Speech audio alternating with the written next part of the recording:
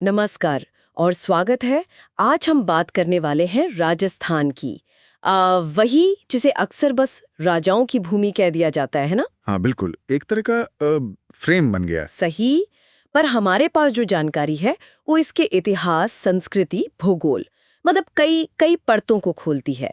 तो आज का मकसद ये है कि इस जानकारी के भंडार से कुछ जरूरी और शायद कुछ दिलचस्प पहलू निकालें। हाँ, कोशिश ये रहेगी कि सिर्फ तथ्यों की लिस्ट ना हो। बिल्कुल, एक यादगार तस्वीर बने जो हमारे स्रोतों से निकली हो।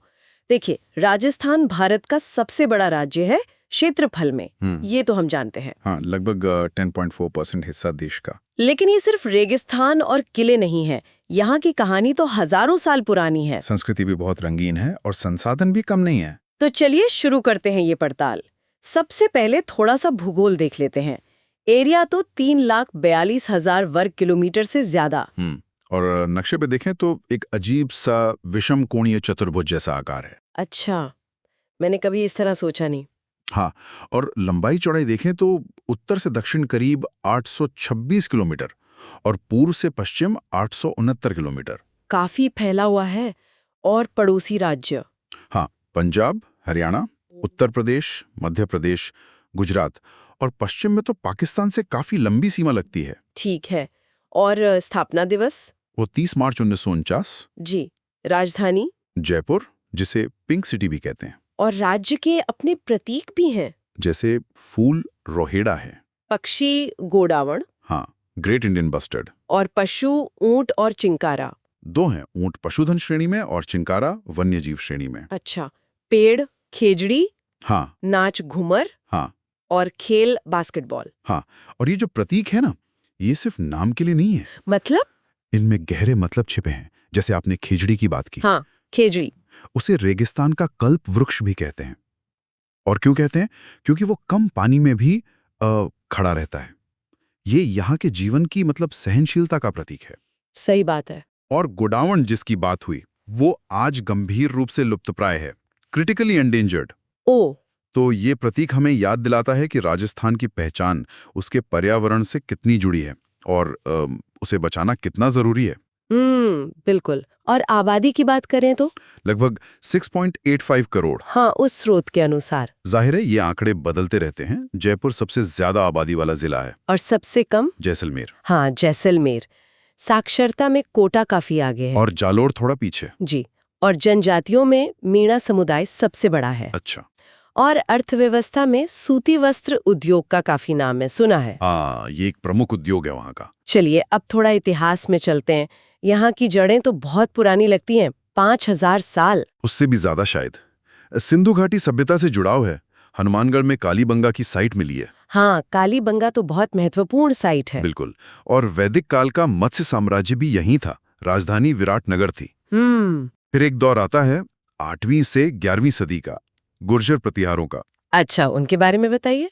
माना जाता है कि वो उस वक्त उत्तर पश्चिम से जो अरब आक्रमण हो रहे थे, उनके सामने एक बड़ी बाधा थे। ओह, एक तरह की दीवार। हाँ, कह सकते हैं।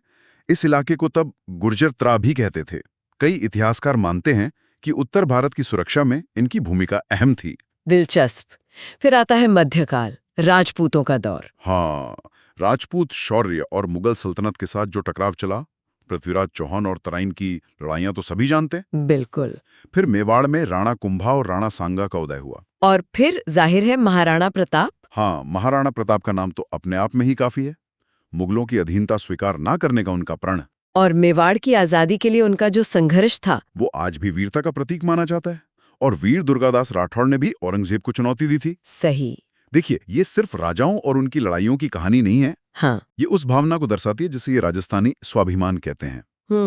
महाराणा प्रताप का संघर्ष सिर्फ जमीन बचाने की लड़ाई नहीं थी। वो अपनी स्वतंत्रता, अपनी पहचान को बनाए रखने की जिद थी। इसीलिए वो आज भी इतने प्रासंगिक हैं, लोक गीतों में, कहानियों में। बिल्कुल। अच्छा, अब थोड़ा आगे बढ़ते हैं आधुनिक इतिहास की तरफ। हाँ। मराठाओं का असर और फिर अंग्रेज। हाँ, मराठाओं का दखल बढ़ा, फिर अंग्रेज आए। 19वीं सदी में राजपूत रियासतों ने अंग्रेजों से संधियां कर ली। और आजादी के बाद ये सारी रियासतें भारत में कैसे मिली? ये एक लंबी प्रक्रिया थी। कुल 19 रियासतें और कुछ और इलाके थे। इन्हें भारत में मिलाने का काम 7 चरणों में हुआ। 7 चरण? हाँ, और ये प्रक्रिया 1 नवंबर 1956 को पूरी हुई, जब आज का राजस्थान बना। अच्छा, और पहले राज्यपाल, गुरुमुख निहाल सिंह थे जी, और पहले मनोनीत मुख्यमंत्री हीरालाल शास्त्री, और निर्वाचित। टीकाराम पालीवाल। बिल्कुल। इतिहास का एक और बड़ा मोड़ रहा है 1857 की क्रांति। राजस्थान में क्या हुआ था? राजस्थान में इसकी शुरुआत हुई 28 मई 1857 को नसीराबाद छावनी से। नसीराबाद। कारण क्या था? मुख्य कारण था सैनिकों में अंग्रेजों के प्रति गहरा अविश्वास। वहां जो 15वीं बंगाल नेटिव इन्फेंट्री थी, उन्हें लगा कि उन्हें तोपों से उड़ाने की साजिश हो रही है, ओह, तो उन्होंने विद्रोह कर दिया। मेजर स्पॉटिसवुड और न्यूबरी मारे गए और सैनिक दिल्ली की तरफ चल पड़े। और ये आग फैली फिर? हाँ, राजस्थान में ये विद्रोह कई मायनों में खास था। नसीराबाद के अलावा नीमच, एरिनपुरा, कोटा ये सब बड़े केंद्र बने। एरिनपुरा का वो नारा, चलो दिल्ली मारो फिरंगी। हाँ, बिल्कुल। और वहां आउवा के ठाकुर कुशाल सिंह चंपावत ने विद्रोह का नेतृत्व किया। उन्होंने तो अंग्रेजों को हराया भी था शायद। हाँ, अंग्रेजों और जोधपुर की सेना को हराया और पॉलिटिकल एजेंट मैकमिसन का सिर काटकर किले पर टांग दिया था। बाप रे।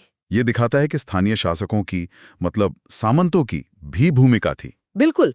कोटा में तो विद्रोह सबसे ज्यादा उग्र था। वहां क्या हुआ था? वहां जयदयाल और मेहराब खां के नेतृत्व में विद्रोहियों ने शहर पर करीब 6 महीने तक कब्जा रखा। 6 महीने? हाँ, और मेजर बर्टन और उसके बेटों की हत्या कर दी।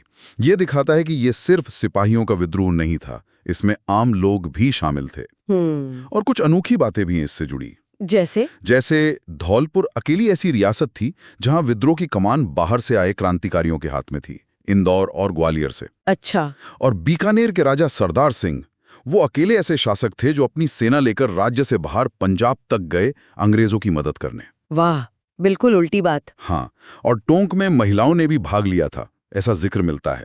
और अमरचंद बांटिया बीकानेर के, उन्हें राजस्थान का पहला शहीद माना जाता है। राजस्थान का मंगल पांडे भी कहते हैं शायद। हाँ, कुछ लोग कहते हैं। और कवि सूर्यमल मीसण ने अपनी कविताओं में उन राजाओं की आलोचना की जो चुप बैठे रहे या अंग्रेजों का साथ देते रहे। तो मतलब 1857 की कहानी राजस्थान में काफी जटिल और बहुरंगी थी। बिल्कुल। इतिहास की ही तरह राजस्थान की भाषा और बोलियों में भी बहुत विविधता है। हाँ, बिल्कुल। जॉर्ज ग्रियर्सन ने 1908 में पहली बार राजस्थानी शब्द का इस्तेमाल किया था यहाँ की भाषाओं के समूह के लिए। अच्छा, ग्रियर्सन ने। और ये भाषा किस परिवार की है? ये इंडो आर्यन परिवार की है। माना जाता है कि इसकी जड़ें गुर्जरी अपभ्रंश में है, जो पुरानी पश्चिमी भाषाओं का एक रूप था। और लिखने की शैलियां भी अलग अलग हैं, डिंगल और पिंगल। हाँ, ये 2 मुख्य शैलियां रही हैं। इनमें क्या फर्क है? डिंगल ज्यादातर पश्चिमी राजस्थान की शैली है, मारवाड़ी से प्रभावित। इसमें वीर रस की कविताएं ज्यादा लिखी गई, खासकर चारण कवियों ने। अच्छा, वीर रस। हाँ। और पिंगल पूर्वी राजस्थान की शैली है, जिस पर ब्रज भाषा का असर ज्यादा है।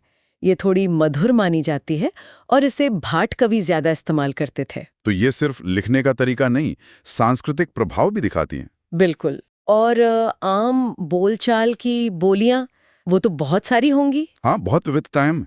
मारवाड़ी सबसे ज्यादा बोली जाती है, खासकर पश्चिमी राजस्थान में। ठीक है। फिर मेवाड़ी है उदयपुर के आसपास, ढूंढाड़ी जयपुर और उसके आसपास के इलाकों में। ढूंढाड़ी जयपुर वाली। हाँ, फिर हाड़ौती है कोटा, बूंदी, झालावाड़ क्षेत्र में। मेवाती अलवर की तरफ। और दक्षिण में? दक्षिण में वागड़ी, डूंगरपुर, बांसवाड़ा में। इसे भीली भी कहते हैं क्योंकि भील समुदाय से बोलता है। इतनी सारी बोलियां, ये तो राजस्थान की सांस्कृतिक समृद्धि का सबूत है। सही कहा। ये दिखाती हैं कि कैसे एक बड़े राज्य में भी छोटी छोटी सांस्कृतिक पहचानें बनी हुई हैं। चलिए अब थोड़ा घूमते हैं राजस्थान, टूरिज्म के नजरिए से। यहाँ तो हर शहर की अपनी एक अलग पहचान है। हाँ, बिल्कुल। जयपुर है पिंक सिटी, हवा महल, आमेर किला। जैसलमेर गोल्डन सिटी, सोनार किला, रेगिस्तान सफारी। उदयपुर झीलों की नगरी, lake palace, city palace. Blue city, Mehrangarh किला, उम्मेद भवन पैलेस। ये तो कुछ बड़े नाम हो गए। और यहाँ के महल, उनकी तो बात ही क्या है। उम्मेद भवन पैलेस जोधपुर का, सुना है दुनिया के सबसे बड़े निजी महलों में से एक है। हाँ है। और दिलचस्प बात यह है कि इसे बनवाया गया था 1929 के आसपास, जब अकाल पड़ा था, ताकि लोगों को रोजगार मिल सके। अच्छा, ये तो बहुत अच्छी सोच थी। बिल्कुल। और जयपुर का हवा महल, 953 खिड़कियां उसमें। हाँ, ताकि शाही महिलाएं बाहर का नजारा देख सकें बिना किसी को देखे। सही। ये सिर्फ इमारतें नहीं है, ये उस समय की सोच, समाज को भी दर्शाती हैं। आमेर किला भी यूनेस्को विश्व धरोहर है। लेक पैलेस उदयपुर का, जो पिछोला झील पर है। अब तो शायद होटल है। हाँ, अब वो एक लग्जरी होटल है। और एक और है मानसून पैलेस सज्जनगढ़। उसे महाराणा ने मानसून के बादल देखने के लिए बनवाया था। वाह, क्या बात है। और किलों को कैसे भूल सकते हैं। राजस्थान तो पहाड़ी किलों के लिए मशहूर है। हाँ, 6 किले तो यूनेस्को की लिस्ट में भी हैं। जी, चित्तौड़गढ़, कुंभलगढ़, रणथंभौर, गागरोन, आमेर और जैसलमेर। इनकी बनावट, इनकी लोकेशन कमाल है। बिल्कुल। उस समय की इंजीनियरिंग और रणनीति का बेहतरीन नमूना है ये। ये सिर्फ सुरक्षा के गढ़ नहीं थे, ये सत्ता, शान और कला के भी केंद्र थे। मेहरानगढ़ किला जोधपुर का या चित्तौड़ का विशाल किला देखकर ही लगता है कि क्या भव्य रहा होगा। हाँ, और इनके अलावा जूनागढ़, बीकानेर, तारागढ़, अजमेर, बूंदी जैसे और भी कई किले हैं। और यहाँ के मेले और त्योहार वो भी तो बड़े मशहूर है। हाँ, पुष्कर मेला दुनिया भर में मशहूर है। जैसलमेर का डेजर्ट फेस्टिवल, जयपुर का तीज महोत्सव, अजमेर शरीफ का उर्स, ये सब पर्यटन के बड़े आकर्षण हैं। और वाइल्ड लाइफ? उसके लिए रणथंभौर नेशनल पार्क है, केवलादेव घना पक्षी अभ्यारण्य भरतपुर में, वो भी यूनेस्को साइट है। सरिस्का टाइगर रिजर्व है अलवर में। और धार्मिक स्थल भी बहुत है। पुष्कर का इकलौता ब्रह्मा मंदिर, माउंट आबू के दिलवाड़ा जैन मंदिर, उदयपुर के पास एकलिंगी मंदिर और अजमेर में ख्वाजा मोइनुद्दीन चिश्ती की दरगाह। मतलब घूमने फिरने के लिए तो यहाँ बहुत कुछ है। अब आते हैं जमीन के नीचे छिपे खजाने पर। राजस्थान को खनिजों का अजायब घर कहा जाता है। ये बात कितनी सही है? ये बिल्कुल सही है। यहाँ लगभग 80 तरह के खनिज मिलते हैं। 80? हाँ, जिनमें से करीब 42 प्रमुख हैं और बाकी गौण। कई खनिजों के उत्पादन में राजस्थान देश में पहले नंबर पर है। इसीलिए अजायब घर कहते हैं। जी, खनिज भंडारों की बात करें तो झारखंड के बाद राजस्थान का दूसरा स्थान है देश में। अच्छा, कौन कौन से खनिज यहाँ खास हैं? देखिए, धात्विक खनिजों में सीसा, जस्ता और चांदी, इनके उत्पादन में तो राजस्थान का लगभग एकाधिकार है। कहाँ मिलते हैं ये? भीलवाड़ा में रामपुरा आगुचा की खदानें और उदयपुर में जावर की खदानें बहुत मशहूर हैं। फिर तांबा। खेतड़ी का नाम तो तांबे के साथ सदियों से जुड़ा है। देश का आधे से ज्यादा तांबा संसाधन यही है। खेतड़ी झुंझुनू में? हाँ, लोहा भी मिलता है मोरिजा, नीमला जैसी जगहों पर। और टंगस्टन, जो सामरिक महत्व के धातु है, वो डेगाना में मिलती है। डेगाना नागौर में? जी। और अधात्विक खनिज? उनमें तो संगमरमर और बलुआ पत्थर सबसे पहले आते हैं, जिनसे राजस्थान की पहचान जुड़ी है। महल, हवेलियां सब इन्हीं से बने हैं। देश का 70% बलुआ पत्थर यहीं से आता है। वाओ। फिर वो लास्टोनाइट है। जिप्सम उत्पादन में तो राजस्थान देश में लगभग 99% योगदान देता है। 99%? हाँ, और रॉक फॉस्फेट, जो खाद बनाने में काम आता है, उसका देश का सबसे बड़ा भंडार उदयपुर के पास झामर कोटड़ा में है। झामर कोटड़ा? जी। और हाल ही में उत्तर पश्चिम राजस्थान में, मतलब श्री गंगानगर, बीकानेर के इलाके में पोटाश के बड़े भंडार मिले हैं। पोटाश, उससे क्या होगा? पोटाश भी खाद बनाने में इस्तेमाल होता है। अभी हमें इसे बाहर से मंगाना पड़ता है। अगर यहाँ उत्पादन शुरू हो जाए तो उर्वरक उद्योग को बहुत फायदा होगा और आयात पर निर्भरता कम होगी। ये तो बहुत बड़ी बात है। हाँ, इसके अलावा लिग्नाइट कोयला भी बाड़मेर, बीकानेर में मिलता है। तो जाहिर है इतने खनिज हैं तो इन पर आधारित उद्योग भी काफी होंगे। हाँ, बिल्कुल। सीमेंट उद्योग में राजस्थान देश में पहले नंबर पर है। क्यों? क्योंकि यहाँ चूना पत्थर बहुत मिलता है, जो सीमेंट के लिए कच्चा माल है। अच्छा। इसके अलावा शीशा, जस्ता गलाने के स्मेल्टर प्लांट हैं, तांबा प्लांट है, उर्वरक कारखाने हैं, सिरेमिक उद्योग है और पत्थर कटाई और पॉलिशिंग का काम तो बड़े पैमाने पर होता ही है। भी खनिज और उद्योग राज्य की अर्थव्यवस्था के लिए बहुत अहम है। बिल्कुल, ये रीढ़ की हड्डी हैं। लेकिन इसके साथ ही खनन से जुड़े पर्यावरणीय मुद्दे भी हैं, जिन पर ध्यान देना जरूरी है। सही कहा। और आखिर में बात करते हैं वन्य जीवों की। राजस्थान में रेगिस्तान भी है, अरावली की पहाड़ियां भी। तो यहाँ का वन्य जीवन कैसा है? यहाँ भी काफी विविधता है। राज्य ने वन्य जीव संरक्षण अधिनियम 1972 को 1 सितंबर 1973 से लागू किया था। और कैलाश सांखला जी ने टाइगर मैन ऑफ इंडिया कहते हैं वो यहीं के थे। हाँ, वो जोधपुर के थे। उनके प्रयासों का बाघ संरक्षण में बड़ा योगदान रहा है। यहाँ नेशनल पार्क कितने हैं? 3 राष्ट्रीय उद्यान हैं, रणथंभौर सवाई माधोपुर में, जो बाघों के लिए विश्व प्रसिद्ध है। हाँ, रणथंभौर। दूसरा केवलादेव घाना भरतपुर में, ये पक्षियों का स्वर्ग कहा जाता है और यूनेस्को विश्व धरोहर स्थल भी है। केवलादेव। और तीसरा मुकुंदरा हिल्स, कोटा और चित्तौड़गढ़ के बीच। ठीक है। और अभयारण्य? कई हैं। सरिस्का अलवर में, वो भी एक टाइगर रिजर्व है। फिर जैसलमेर और बाड़मेर में फैला हुआ डेजर्ट नेशनल पार्क है। डेजर्ट नेशनल पार्क, वहाँ क्या खास है? वो गोडावंड यानी ग्रेट इंडियन बस्टर्ड का मुख्य निवास स्थान है। अच्छा, गोडावण का घर। हाँ, फिर सीता माता अभ्यारण्य है प्रतापगढ़ चित्तौड़गढ़ में, जो उड़न गिलहरी के लिए जाना जाता है। उड़न गिलहरी जी। और चूरू में ताल छापर अभ्यारण्य है काले हिरणों के लिए। और एक खास बात यहाँ की ये है कि राष्ट्रीय उद्यानों और अभ्यारण्यों के अलावा कंजर्वेशन रिजर्व भी बनाए गए हैं, जैसे बीसलपुर, सुंधा माता, और समुदायों की भूमिका भी अहम है। जैसे बिश्नोई समुदाय। हाँ बिल्कुल, बिश्नोई समुदाय तो सदियों से वन्यजीव और पर्यावरण संरक्षण के लिए जाना जाता है। उनकी भूमिका बहुत महत्वपूर्ण है। और टाइगर रिजर्व कितने हो गए अब? पहले 3 थे, रणथंभौर, सरिस्का, मुकुंदरा हिल्स। हाल ही में बूंदी के रामगढ़ विषधारी अभ्यारण्य को भी टाइगर रिजर्व का दर्जा दिया गया है, तो अब 4 हो गए हैं। 4 टाइगर रिजर्व।